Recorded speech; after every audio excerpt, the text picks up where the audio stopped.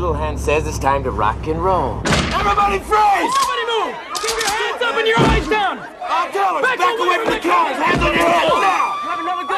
Everybody up behind your desk! Someone else's face. It's like you're stuck in someone else's face. It's like you're stuck in someone else's face. So that's just all the vocals by themselves. Then we drive away with a 50-50 split. While we're stuck in someone else's face. Just wanted to show you what's happening. So like in this area, there's no Echo Boy on this track, but then you see it comes up. So like this changes the scene. And it's the same on all these. You notice no Echo Boy here, no Echo Boy here, no Echo Boy here. So all these are doing the same thing, and that's creating this change when it goes from here to this next part. Now we got Echo Boy, but we got no DB verb, no DB verb, no DB verb. You see what I'm saying? So I just wanted to show you that's what I mean by scene change, is the effects turn on or off, and that as a result of a whole changes the way the scene feels. Just stir and I'll take the door. We take the money and put it in the whip. Then we drive away with a 50-50 split. While we're stuck in someone else's face. While we're stuck in someone else's face. While we're stuck in someone else's face. While we're stuck in someone else's face. So that's the idea there for what the vocals sound like, and a bit of a scene change situation. On the lead one, if you notice, when the end gets crazy, more saturated, I bumped it up on the verb, the DB.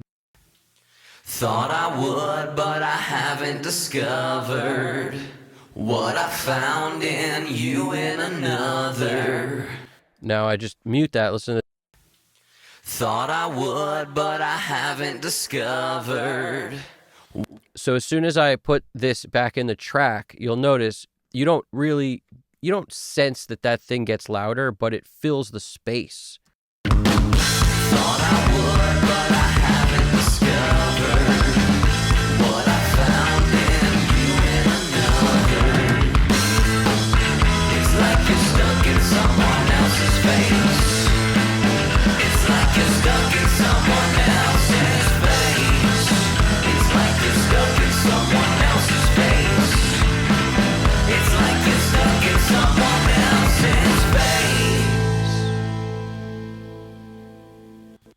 So that's the most definition I could get between cymbal hits, and it's a result of the part that's played. I mean, that's the truth of it. So when I come over here, let's just listen to the drums by themselves. This is all.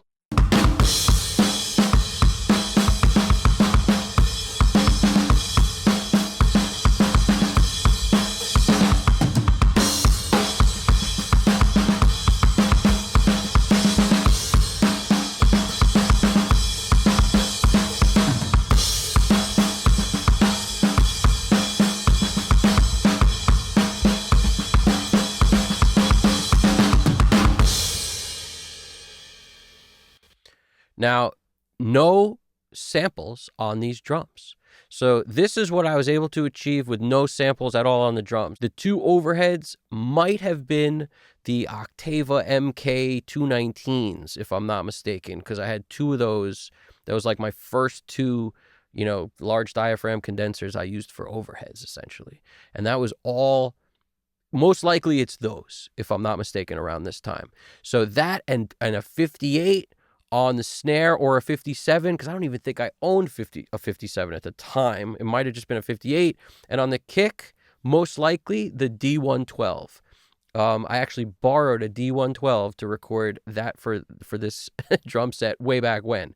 And if it wasn't the D112, I used the SM7 on kick a lot. That was a very common choice for me because it was what I had and it worked. So, but in this case, I think it's the D112. And the drums don't sound bad. And the reason, just some EQ, and we got compression.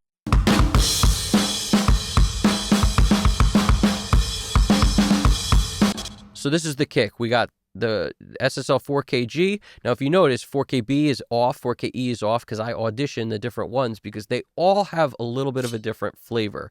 I have a tendency to prefer the 4KG because of its flexibility, but that wasn't always an option. So sometimes I'm partial to the B or E for the flavors they impart because they're different. So I just sort of let them all live, and then I'll audition different ideas, and it's just a helpful way to work. Now I got the Voice of God plugin giving me maximum lows to really add some presence to that, the sub that really wasn't there. There's no sub kick mic.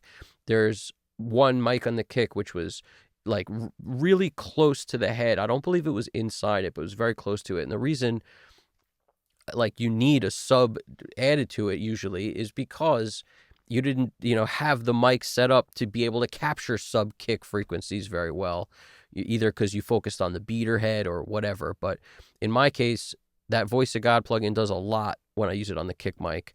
The transient designer, adding some sustain to the kick, gotta love that. The attack just sitting at 0, but turning the output up, and I'm using some verb right on the kick itself, but the dry wet blend super low. Like this is 5 or 7 on this thing, really low, like 5%, 7%, something super low. What is it? 7.6. All right, but a nice blend of whatever verbs, I put on something and then I'm sure I tweaked it, and that is doing a lot for what this kick sounds like. I mean, that's the kick sound, and it's really pokes out. I really like the way the kick sounds on this. Snare, so I'm not afraid to go pretty hardcore on the EQ moves. And that's the other thing I love about the G is you could crank because you got that multiply by 3 deal. So that means you could make this thing like a 20K, you could boost a lot at 20K essentially. Instead of, you see how this maxes at 16? This becomes a lot of different things when you start using the multipliers. So, and it has that on the low mids also. So it's just a versatile tool. I got this on the snare also. Gotta love something like that. It's the same kind of thing, super low on the blend, because if I do put it on the track itself, that's how I roll. I keep it super low. Now, 77, 78, trying to think what exactly I did here for that. Now, that could have been a send to something that I'm no longer using because I don't even see it. Yeah, I don't, like, there's no 77, 78. So that was for an old thing that never got turned off, it looks like, because ain't no 77, 78. No. So it's easy in a session like this to really see where things are. But this could have been, it could have been triggering something to duck or a compressor's key or something, but that's the idea there. Now, left overhead over here. As you can see, I'm using that multiply by 3 function up at 21K and giving it 6.5 dB. Why am I doing that? Like I said, I like that mag EQ kind of air sound, and that's kind of how I get close to it here. If I wanted even wider, I could have widened it out, but a lot of times on cymbals, when you're using mics that aren't, I don't know, if you want more brightness out of them, I'm doing something to that effect. So I'm boosting 15 dB at 16K, and I'm boosting 6.5 dB at 21 because it was dark. It was so dark. So I needed to do something to remove us from the darkness. I believe in a thing called love. So that's where we're at. That's where we stand on this drum. Let's go to just that cool part with the.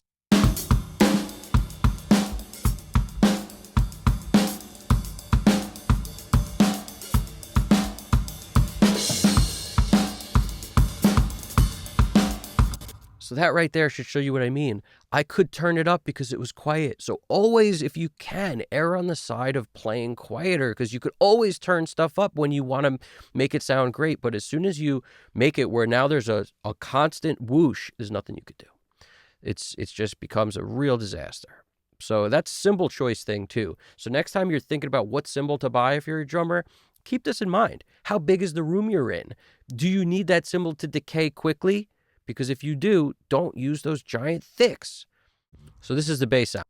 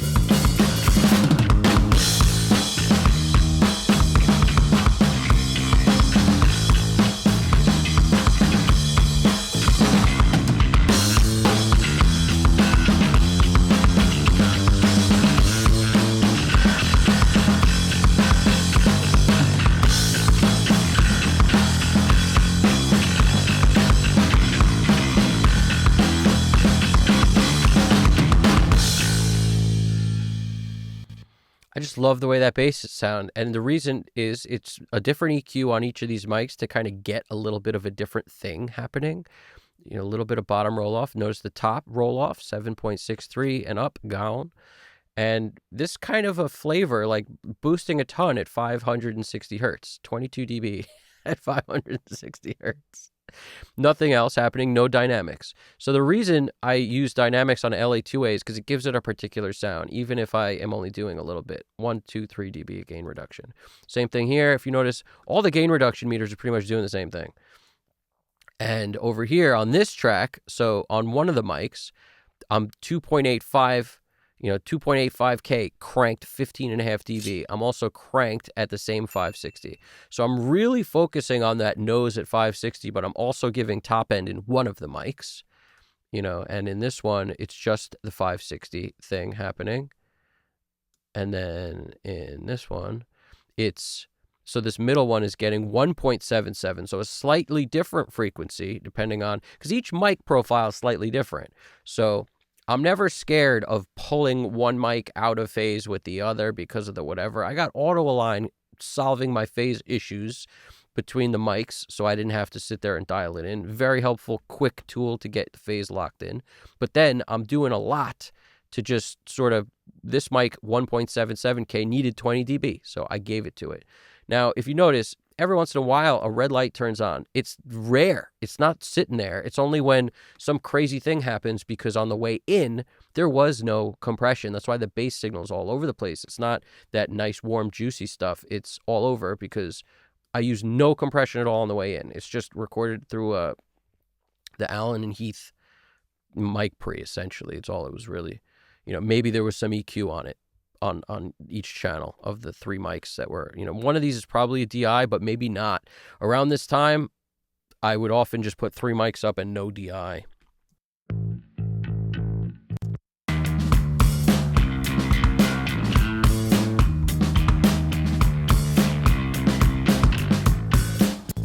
Now this is the Neve 1073, cranking the top because I felt like it needed some top, and cranking, look, maximum boost at 1.6.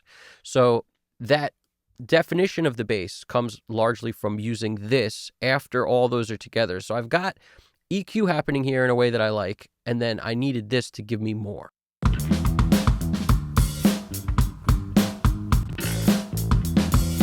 Now, of course, it's adding volume, and the sound was built around it. So as soon as I take it off, I don't really like what I'm hearing, but that's okay. It just makes it much quieter also. But the saturation you get from hitting this plug-in is also, it just kind of rounds things in a nice way. The Sans amp doing a bit of goodness. This, if you notice, it's mostly that, like, there's no R bass or anything sitting on here, but what I do is get that kind of sub-low thing from this plugin using the lows and cranking it. So that gives me a thing in the low register to kind of keep it always there. Because if you notice, there's nothing else that's doing that, like Voice of God or R bass or any of that. It's all happening here on this plugin. Spectre, this middle section, 1K, and then what is that? 690 hertz or something? 545. Yes. So this is a saturation effect here. Tube in this middle section, just to change the tone of the bass, to give it more of like an amp tone that was warmer, just to kind of change it up. Now,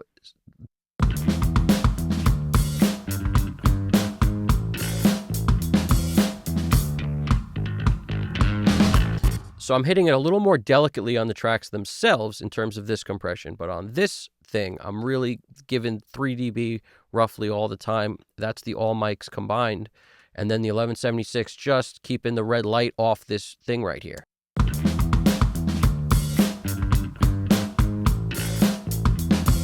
So the track itself is never hitting the red light because this is on. If I were to turn this off, it would red light.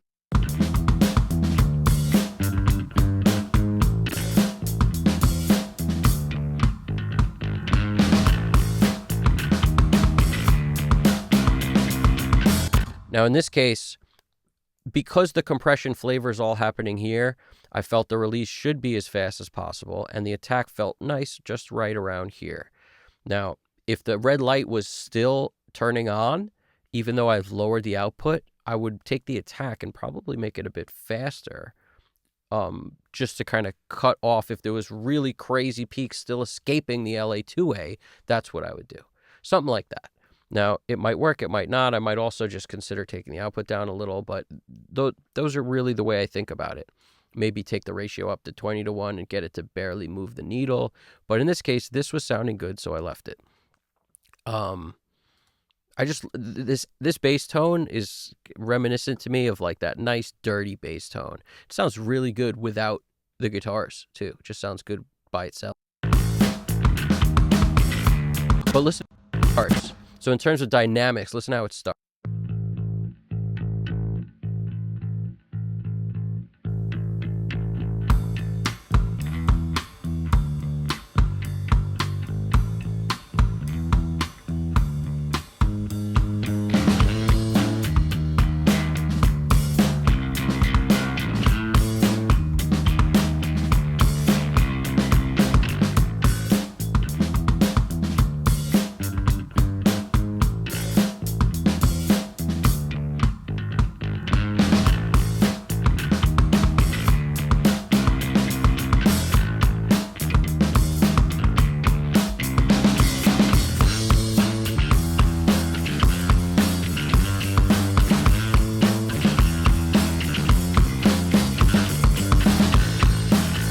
Now, if you notice, this moves around a lot. It goes from like negative 18 dB or whatever up to negative 15 dB.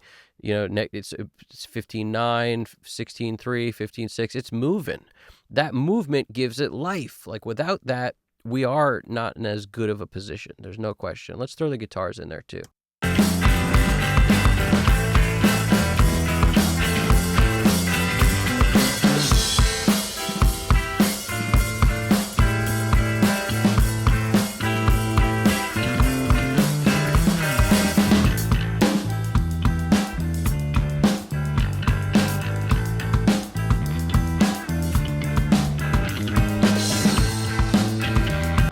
The guitar's doing that little bit of louder, a little bit of lower. They're moving too because they have to. Also, always bring things down in parts that you want to kind of regain focus on something else. You can't leave it riding as hot as it can all the time and get that life. So sometimes these things are lower and then they get boosted up in pre-choruses or choruses or as the part builds. So the movement within the automation helps a lot. And the way I do automation, like I told you, it can move a lot more than when you do it the other way after the processing. They're both sometimes useful for different things. And in my case, if I wanted to do that, I might automate these A, B, C, D, because this is after the processing. So it's right before it hits this stuff is if what would happen if I automated this. Whereas automating this actually sends different amounts of level into here. So it's a different thing. Now, even with all that, like I said, the distressor's not working very hard. All these things don't work that hard.